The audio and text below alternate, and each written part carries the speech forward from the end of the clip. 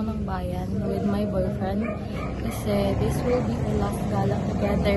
Sorry sa background noises kasi ang ingay talaga dito sa bukid. Kasi sa mga nakakita ng last video ko, I was at Butuan City.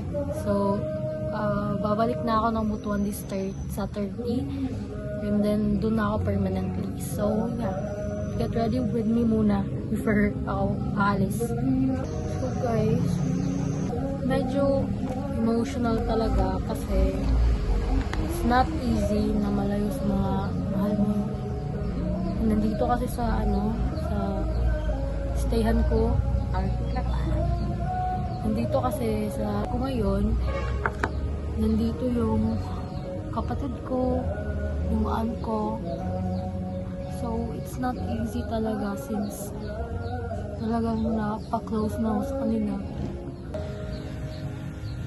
So, technically, last na din namin ng boyfriend ko magkikita ngayon kasi LDR kami ngayon kasi 1 hour talaga yung layo namin kung babiyahin.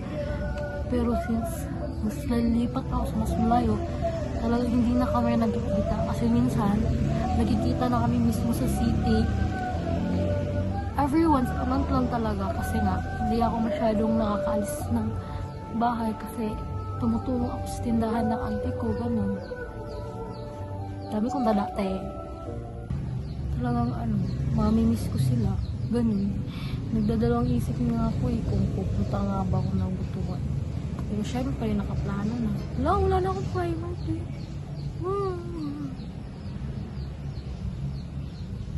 Hirap ng buhay. Ano talaga yung mahirap sa magka-college na talagang lalayo ka na. Kasi yung plano lang talaga ng una is sa city lang talaga ako dito. Kaso nga, nagbago yung isip ng mama ko. Kaya ayun.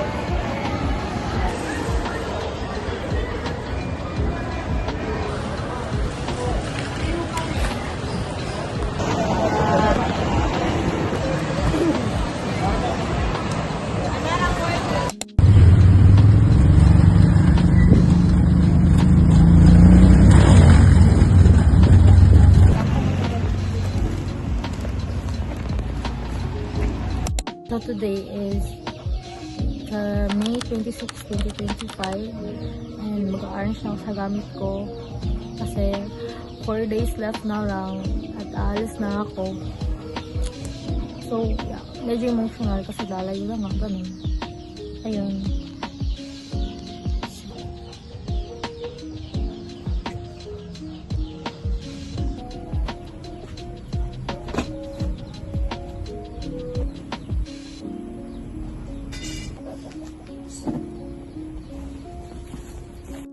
Hello, aalis na naman ako today. Sana ba? Makikipag-date na naman ako. As in, last na talaga to eh. Kaya sinusulit ko na talaga.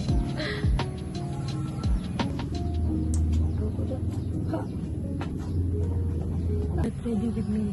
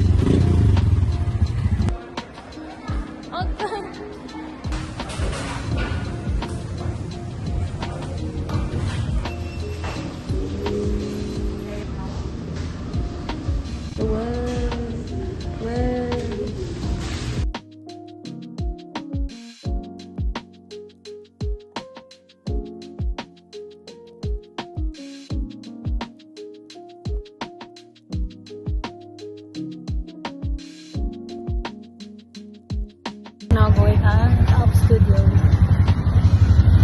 Ganda po to.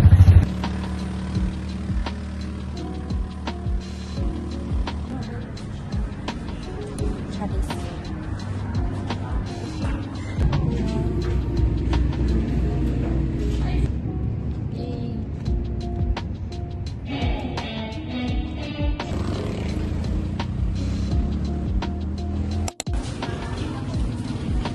Mwah.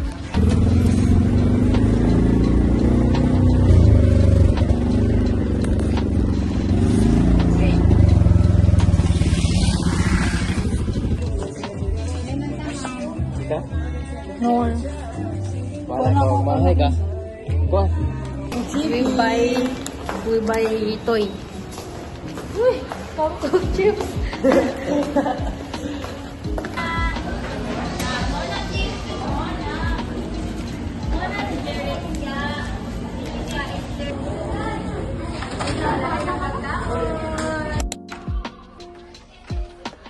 Wala. Oh? Ha?